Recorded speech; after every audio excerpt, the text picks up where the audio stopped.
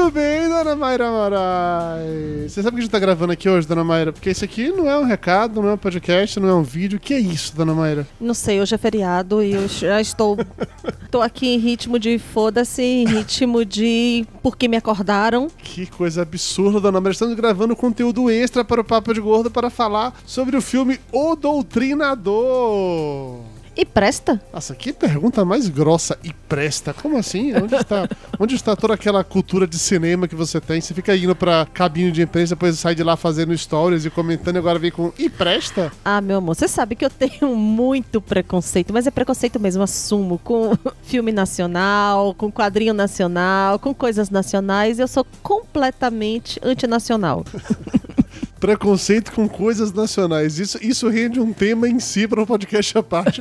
Mas não vou falar disso hoje. Hoje vou falar apenas sobre O Doutrinador. Primeiro contextualizando, né? Que é um filme baseado numa HQ. É um HQ que foi lançada pelo Luciano Cunha, que se passa na São Paulo, no Brasil do mundo real. Temos um personagem cujo foco principal dele é matar corruptos. Olha que coisa divertida. Já tô começando a gostar da coisa nacional. A HQ do Luciano Cunha, ela é mais próxima do mundo real, assim, no sentido de que o filme se passa mesmo no Brasil, de que os personagens políticos que aparecem são personagens reais. Então, por conta disso, ela foi mega polêmica. Afinal de contas, estamos falando de um personagem que tá matando gente de verdade no mundo fictício. Se é que isso faz algum sentido, essa frase, na verdade. Então, assim, não é isso que acontece em todo filme de ação? É, gente de verdade em mundos fictícios, tá certo. Bom, de qualquer maneira, na HQ também, o Doutrinador, ele não tem a sua identidade conhecida, assim, ninguém sabe quem ele é, não tem uma história de background dele. Tudo que se sabe é que ele é um ex-soldado que trabalhou durante a ditadura militar e que resolve, por um motivo ou outro, sair matando políticos corruptos por aí. Eita, já vimos esse filme, hein? Obviamente, né, esse é um tema muito delicado, muito complexo, muito subjetivo, e pro filme algumas adaptações foram feitas. Primeiro que a gente sabe a identidade do personagem, ele é um policial, pra mim não ficou muito claro se ele era policial federal, tipo assim, policial de forças especiais, mas ele era um policial, tem família, com filho e tal. Ele não é um ex-soldado que trabalhou na ditadura militar, ninguém fala de ditadura militar em nenhum momento no filme, ele é apenas um policial que tá meio que de saco cheio e resolve fazer justiça com as próprias mãos. Quem nunca, né? A gente cresceu vendo o juiz Nicholas Marshall fazendo justiça com as próprias mãos, a gente tem um justiceiro, a gente tem a galera aí que já nos ensinou, né, como é que funcionam essas coisas. Como era aquela frase do Nicholas Marshall? Era, a justiça é cega, mas enxerga no escuro. Uhul! E sabe que tem muitas similaridades, assim. O Doutrinador, ele tem semelhanças muito grandes, tanto com o Justiceiro, e aí eu digo muito mais especificamente a série da Netflix, como também com esse Nicholas Marshall. São pessoas que têm um treinamento especial que resolvem corrigir injustiças. A diferença é que enquanto o Nicholas Marshall e o Justiceiro acabam fazendo isso com criminosos comuns, né, a galera que, sei lá, matou alguém, roubou alguém, estuprou alguém, o Doutrinador vai para um caso mais específico. Ele entende que a raiz de todo mal tá nos corruptos, então ele vai matar corruptos. Tô começando a gostar desse cara. Como eu nunca li o quadrinho, eu pedi pro Roden Bukemi, aquele lindo lá do MDM, mandar uma mensagem de áudio comentando quais as impressões dele, ele como quadrinista e também fã do tema. Salve, galerinha do Papo de Gordo, aqui é Rodney Bukemi, também conhecido como Resdney Bukemi, do Melhores do Mundo, Rapadura Cast e por aí vai. Quadrinista também, né? Faço uns desenhos em quadrinhos aí. E eu assisti ontem, dia 30 de outubro, o Doutrinador, uma produção nacional, do cinema nacional, baseado no quadrinho nacional. O quadrinho é um pouco fraco, tá? Vou deixar aqui minhas opiniões.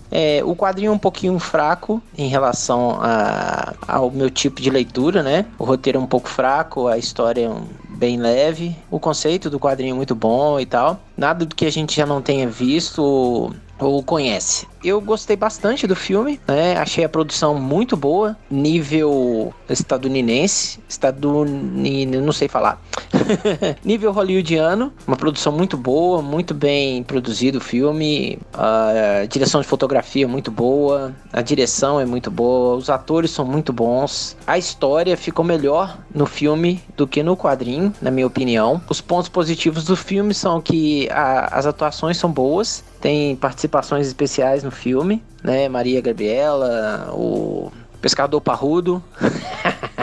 A história se passa em São Paulo, né? Um clima bem dark, assim, bem puxado pro estilo do Batman, assim, e tal.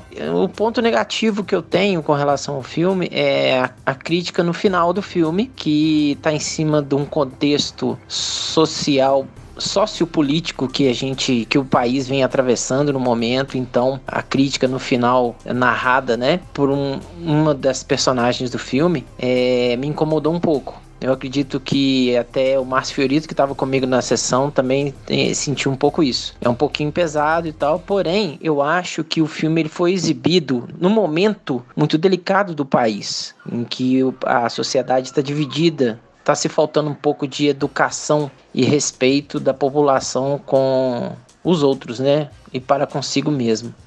Mas isso não vem ao caso. O importante é que o filme é bom, eu gostei do filme. Para uma produção nacional, ela tá bem bacana. Vale a pena assistir o filme, porque infelizmente o brasileiro não dá muito valor à produção nacional, seja ela qual for, quadrinho, cinema ou coisa parecida, a não ser novelas da Globo, ou filmes em que estejam os atores globais, tá? A história é bem redondinha, tem um furinho aqui, outro ali, mas não incomoda. Então é isso, galerinha. Um beijo a todos, valeu Dudu pelo espaço, um beijo a todos aí do Papo de Gordo e a todos os ouvintes. Vida louca e próspera.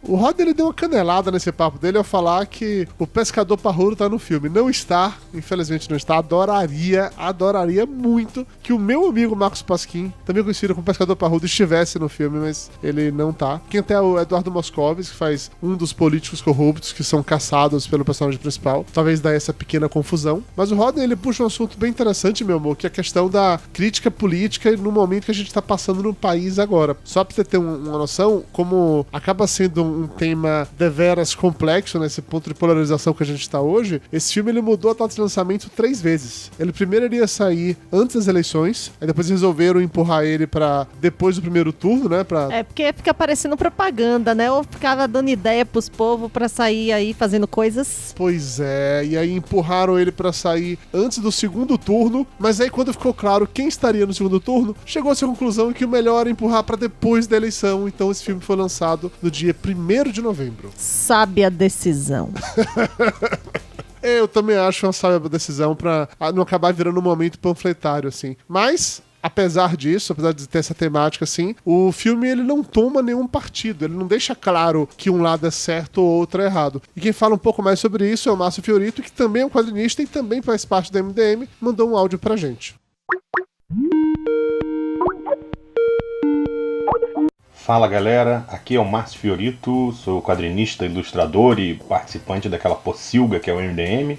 Eu assisti o Doutrinador essa semana na pré-estreia e eu achei um ótimo filme, uma produção muito boa, nível realmente internacional assim, de produção. Um grande filme de ação, funciona muito bem como thriller, o personagem funciona bem, sabe, naquele melhor estilo de seriado da Marvel. Tem umas coisinhas de roteiro, umas simplificadas às vezes que eu acho. Acho que é um filme que é complicado no momento político que a gente está vivendo. Tem algumas coisas ali que, apesar dele não tomar lados, viu? Assim, os personagens são todos bem genéricos, assim, sabe? Não tem nenhuma coisa muito direcionada a um ou outro personagem. Enfim, é um excelente filme, vale a conferida. Baseado nos quadrinhos do Luciano Cunha, então legal demais ver uma obra dos quadrinhos brasileiros chegando no cinema, assim, com uma produção tão boa. O elenco tá mandando muito bem também, então vale a pena. Valeu, galera. Um abraço. Uma coisa que tanto o Fiorito como o Rodney comentaram, e que é uma verdade absoluta nesse caso, é que o filme ele surpreende pela sua produção. Eu tô acostumado com filmes nacionais bem bostinhas, e aí nesse sentido, parte do preconceito de Mayra com certeza tá ligado com isso, né, meu amor? Pode ter certeza, aqueles finais maravilhosos e que as pessoas cantam, né? Você implica até hoje com o final que o filme acaba com o pessoal dançando. Até hoje você implica, você nunca se recuperou do filme da Carla Pérez, né? Mas esse não é o filme da Carla Pérez, o filme ele é pesado, ele é denso, assim, no sentido de que os personagens todos, eles têm um nível de drama que eu não vou dizer que é super complexo ou mega profundo, porque afinal de contas é um personagem de HQ, mas eles também não são simplistas e não fica com todo mundo feliz, sorrindo e cantando Kumbaya no final. Além disso, as cenas de ação são bem feitas de uma maneira que eu acho que eu nunca vi em nenhum produto nacional. Não importa se é série ou se é filme ou se é novela, eu nunca vi nada disso. As minhas referências de cenas de ação nacionais no passado seriam basicamente Kubanacan, com novamente o Pescador Parrudo, ou então com aquela série que a Globo passou um tempão atrás, chamada A Justiceira, que era com a Malu Mader. Aí, ó, Kate Mahoney. Era a Kate Mahoney brasileira, exatamente isso. Então, assim, são as únicas referências que eu tenho de boas cenas de ação. Nos dois casos, eu acho que existiu ali todo um aprendizado com o cinema hollywoodiano, com as séries americanas pra fazer isso. O Doutrinador, ele claramente bebe dessa mesma fonte. Você vê referências nas cenas de ação, desde a questão do efeito sonoro, que cada soco, cada porrada que você dá, você ouve aquele barulho que é muito típico de filme de Hollywood também, nas cenas de ação, de porradaria mesmo. Outra parada legal é a questão dos cortes rápidos. Pra tornar uma cena de ação mais dinâmica, quando você não tem uma galera que sabe fazer isso muito bem, uma solução que o Christopher Nolan usou, por exemplo, no primeiro Batman, é fazer a cena de ação com vários cortes rápidos, colocando múltiplos ângulos pra dar um certo tipo de velocidade. Isso ele é usado muito bem nesse filme também. Mas, Dudu Salles, seja muito sincero, essas lutas estão mesmo bem coreografadas, os efeitos especiais estão indo lá, as explosões, não é aquela coisa assim, meio novela da Globo ou Os Mutantes da Record, né? Tá muito longe dos Mutantes da Record. Assim. Eu não vou te dizer que é um nível de Transformers, sabe? Não é nesse ponto, mas tá num nível muito bom. Eu coloco pau a pau, por exemplo, com a série do Justiceiro da Netflix. Tanto as cenas de tiro, porradaria, explosão, você percebe claramente, tem uns efeitos ali de CGI, que não é aquele CGI mais bem feito do mundo, mas ainda assim é convincente o suficiente. Funciona, então? Funciona muito bem. Vale o ingresso? Vale o ingresso não só por isso, porque se fosse só pela cena de ação, você podia apenas ver um clipe de porradaria por aí. Vale o ingresso também porque a história tá bem contada. A história não é surpreendente, tá? Vamos deixar isso muito claro pra todos vocês. Não é uma coisa assim, ó, meu Deus, eu nunca vi uma coisa assim. Não é, porque é uma típica trama de vingança de um cara que perdeu alguém ou alguma coisa e resolve se vingar matando gente, tá? Você já viu essa história milhares de vezes no cinema, na TV, nos quadrinhos. Não é uma história mega revolucionária, não é uma história nem sequer surpreendente. Na verdade, você consegue deduzir parte do que vai acontecer ao longo do filme. Mas isso não é um problema, tá? Porque você tá mega na vibe do filme. Você tá mega querendo ver aonde aquilo vai parar. Você tá querendo assistir aquelas cenas catárticas em que ele vai realmente se vingar de quem fez o que quer que ele ache que fez por você. E os atores estão muito bons no filme. O personagem principal é vivido pelo Kiko Pizzolato, que eu nunca ouvi falar na minha vida. Talvez tenha feito alguma novela por aí, da Globo, da Record, não sei. Ai, meu Deus, agora me controlo pra não fazer piadinhas com... Não se misture com essa gentalha.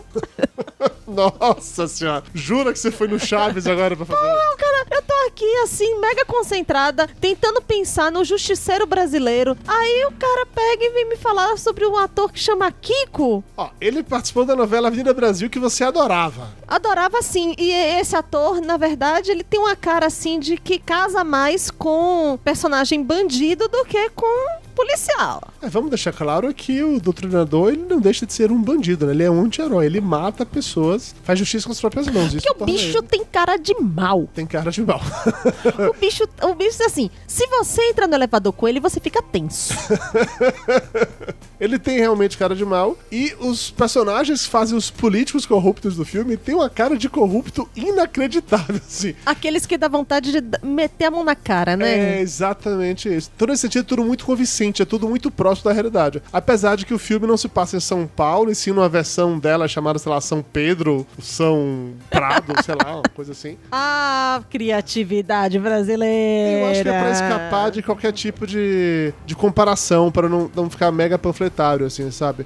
Outra coisa, por exemplo, nessa mesma cidade que se passa o filme, onde tá a sede do governo federal. Então, não é em Brasília, é nessa mesma lugar. Ao mesmo tempo em que o Congresso Nacional que a gente tem hoje, né, no país, ele é retratado nesse filme de outro jeito. Parece muito, o prédio parece, é muito similar, assim, só que tá em outro local, tem outra cidade, tem meio que uma outra função, porque não tá lá só deputado, tá o governo inteiro. Então, eles fazem comparações pra você se sentir próximo do real, mas ao mesmo tempo em que deixam separado o suficiente pra ninguém achar que esse é o Brasil de verdade, você tá mandando pessoas reais, sabe? Então, Dudu Salles, agora responda aquela pergunta que você adora no Corações Peludos. Qual a sua nota? Eu dou uma nota 7,5. Não, vou dar 8, vai. Eu vou dar 8 pra esse filme. Ai, meu Deus, lá vem agora a pegada Batman vs Superman, né? Não é isso, porque o filme é... O nome do...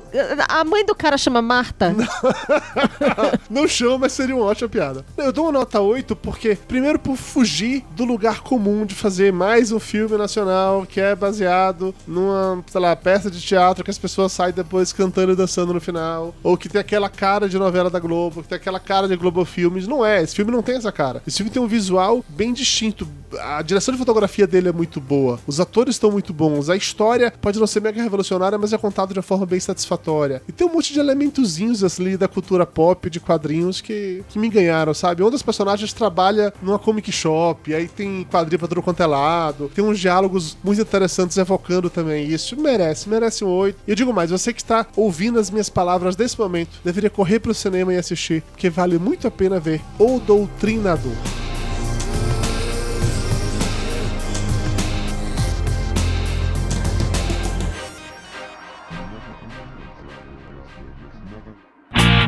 Os culpados por esse programa ser publicado são os nossos apoiadores. Acesse papodegordo.com.br/ajuda e saiba como se tornar um deles.